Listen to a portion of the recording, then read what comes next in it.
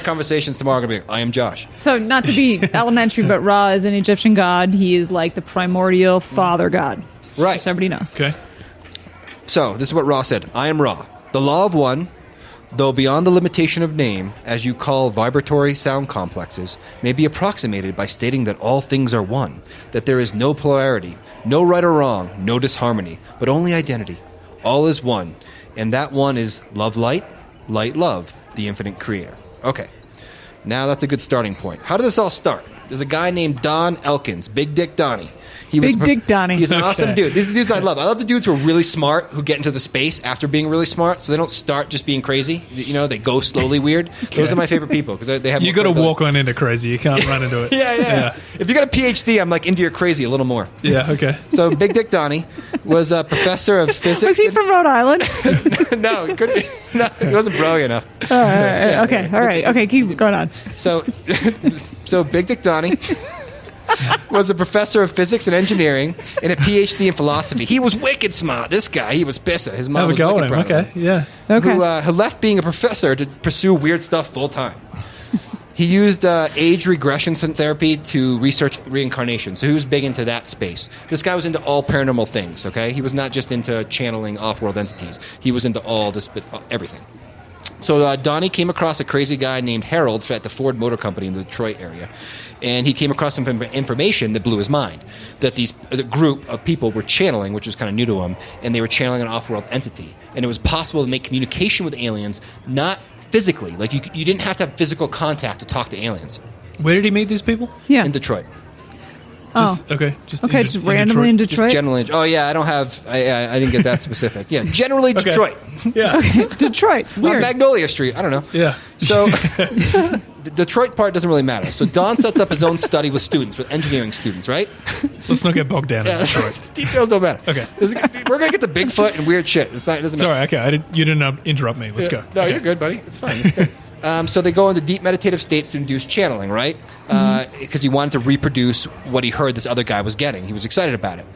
Introduce Carla. Carla is a major player. She ends up being the channeler. She was a devout Christian who apparently never lost her faith through all this, by the way. So this is a woman who channeled an off-world entity and unconsciously, and all these books written about her, but never really lost her faith as being a Christian, which is interesting. Oh, cool. I don't know what that means, but I thought that was kind of cool. She was a librarian by training. She passed away in 2015. Jim McCarty was her husband or a partner, and he was also one of the writer-editors of the books. So Carla meets Donnie, and they have these meditating, they have this group, and for 6 months, nothing happens. They just, imagine that. Imagine showing up to some group once a week, a couple times a week to contact aliens, and nothing happens for 6 months. But then all it changed. Sounds like this podcast. Sorry, go on. all of it changed when so negative. When a contactee showed up from one of the the original Detroit group that inspired Donnie. So this contactee showed up and immediately started channeling and saying things, and actually all that channeled was advice to the people in the room to how to channel. Like, what are you doing? Just relax, be in the moment, blah, blah, blah. Just let it happen, right? Hold on. This is the funniest channel. This is like... It gets better. This is like Curb Your Enthusiasm. You go to contact aliens, and the only channeling information that comes through is, by the way, you're doing it wrong. Step it up, guys. That is pretty interesting. I was just thinking that this Carla lady, she obviously, it sounds like she didn't believe any of the stuff that was coming out of her mouth during these channelings. Is that right? Yeah, I heard that. She never necessarily agreed or disagreed with any of it. Yeah. But she recognized that it was real and it was important to her. She wasn't seeking like fame and fortune from this. It was just something that And was she was a devout Yeah. Christian, which Devout people would Christian. believe what was coming out of her mouth because she wouldn't have said it. Right. That's probably why she was picked to be channeled. So a year went by and Carla never channeled. So everyone else started to channel and she didn't. Other people did. It was very rudimentary, like gargles and words and like just little things and not real like coherent, like I am Ra and here's a perfectly constructed sentence. It's kind of confusing but logical and works. Nothing that happened yet. So she left her library job and joined Donnie full-time into paranormal research. She kind of left channeling. They went on a journey together. Don wanted, this is cool. This relates back to the Surviving Death book I read with Leslie Kean. Don wanted proof of materialization and dematerialization because that's what UFOs do. Mm-hmm. So he went and saw this famous medium at the time, Reverend James Tingley of Toledo, a minister of a spiritualistic church. And in a series of seances, 25 people witnessed multiple apparitions appearing and disappearing, talking and not talking. And at one point, a master ghost came through and wanted to prove that, like, I am real. And and the proof was, like, I'm going to grab your arm to prove to you that I have to lower my vibration to come to this this dimension. And so he did. He grabbed Donnie's arm and gave him a bruise. Whoa. And they were blown away. This is a side Freaky. tangent story, but I just thought it was cool because I love mediumship and it's related to channeling. That's another form of channeling. This guy was channeling ghosts. Okay. After that, Donnie wanted Carla to get more into channeling. She's like, Carla, you've been doing this for 12 years. You've, like, heard all these channels. You never figured it out yourself. God damn it, we're doing it. We're going to do it. Damn it, Carla. Get on your game, Carla. Big Dick Donnie. Yeah. Laying it down. God damn it. So they practice every day, and, like, within 3 months, she finally developed the ability and formed a group, blah, blah, blah. That led to eventually contacting Ra. Who is Ra? So this is from Donna and Carla, not Ra himself. Ra landed on Earth about 11,000 years ago as sort of an extraterrestrial missionary with the objective of helping Earthman with his mental evolution. Failing in his attempt, Ra retreated from the Earth's surface but continued to monitor activities closely on this planet. For this reason, Ra is highly informed about our history, languages, etc. Ra is a 6-density social memory complex. I'm going to say that again. A social memory complex, a 6-density social memory complex. I don't know what that means, but if I say it enough times confidently, I'll be able to repeat it. Since Earth is near the end of the 3rd density cycle of evolution, this means that Ra is 3 evolutionary cycles ahead of us. That dude is woke AF. Yes. So he's from the... So he's like in the 6th dimension, basically. Yes. Yes. Yeah, because I totally comprehend what that means. So you know that guy fucks, right? guy just lays it down, man. The Confederation of Planets. He's from the... Sorry, keep going. We're not making fun of the Law of One, by the way. No. We're just having fun, because, goddamn it, too many people take this shit seriously. Let's have some fun. The Confederation of Planets in service of the infinite creator, is basically what he says, has only one important statement. That statement, my friends, as you know, is all things, all of life, all of the creation is part of one original thought.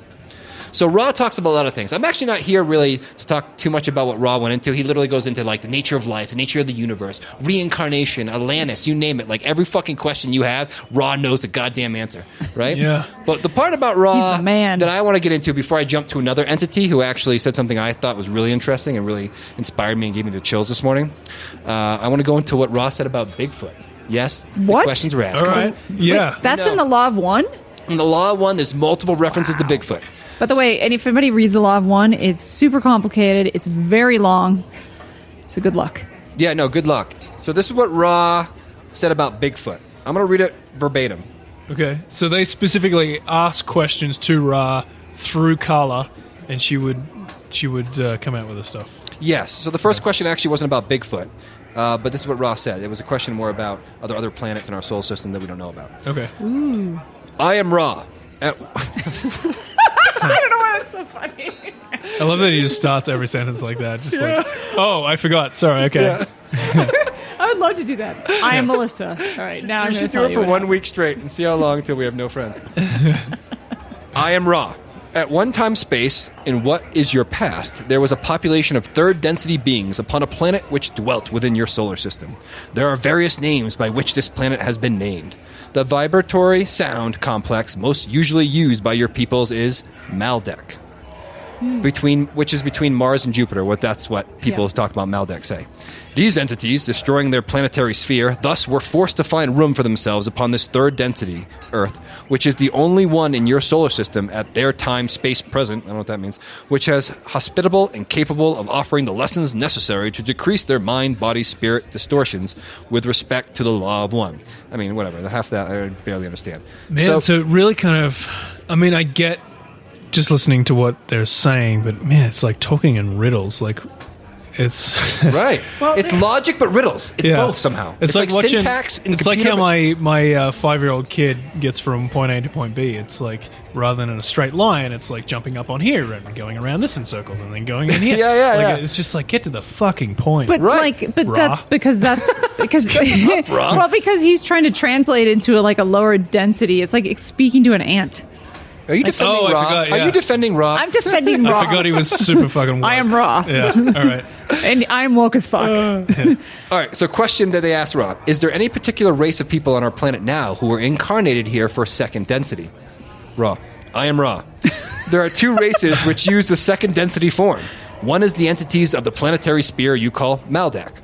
Okay. These entities are working their understanding complexes through a series of what you would call karmic restitutions. Ask yourself what that means 5 times and you'll never get an answer. They dwell within your deeper underground passageways and are known to you as Bigfoot. Next question. She says Bigfoot. Bigfoot. Ra says Bigfoot. Okay. Ra gets down. Well, I mean, just to defend like that thinking, there's tons of people that channel. There's a guy I interviewed in France, Anton Parks. There's Matthias, who's on Gaia, who talks about Bigfoot. That like they were like a race, a species in our solar system that did come to our planet. And now they're At some point. stealing Huh. kids in fucking Confirmation. Smoky Mountains. Yeah, No, that's those- the wild man. That ain't That's Bigfoot. the wild man. Oh, different. That's the wild different man. Okay. That's just, you know. Yeah, you just calm down. Yeah. Just calm down. Don't take Bigfoot from me, Matt. No, Not Yeah. this week. And Maldak, there is an astrobelt between Mars and Jupiter. Oh, yeah, yes, There yes. is evidence that a planet possibly did blow up or got destroyed. Yes. And now it's So- just asteroids. Okay. And it's just the asteroid belt now. So, later they asked, are there Bigfoot-type creatures? I am Ra. This is correct, although we would not call these Bigfoot, as they are scarce and are very able to escape detection. The first race is less able to be aware of proximity of other mind-body-spirit complexes, but these beings are very able to escape due to their technological understandings before their incarnations here. That's interesting. These entities of the glowing eyes are those most familiar to your peoples. Question. Then there are 2 different types of Bigfoot, correct? I am Ra. That never gets old.